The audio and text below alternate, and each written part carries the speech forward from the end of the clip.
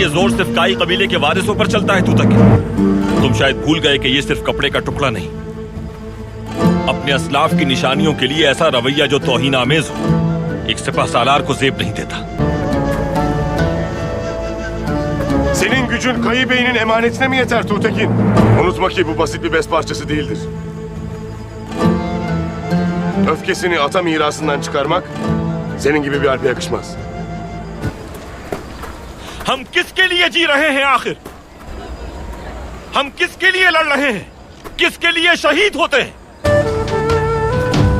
इस दुनिया में जहां हम अपनी मर्जी से सांस भी नहीं ले सकते, वहां आखिर क्या मकसद है हमारी मुसलसल जिद्दोजहद का? सोचे, क्या इसलिए कि असलाफ की मीरास को रोक दिया जाए पैरों तले अपने?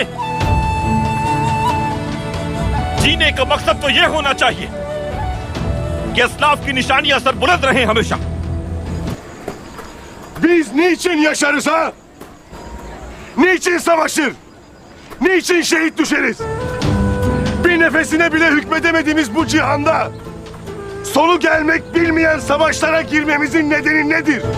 Atalarımızın miraslarını ayaklarımızın altına alıp ezmek mi?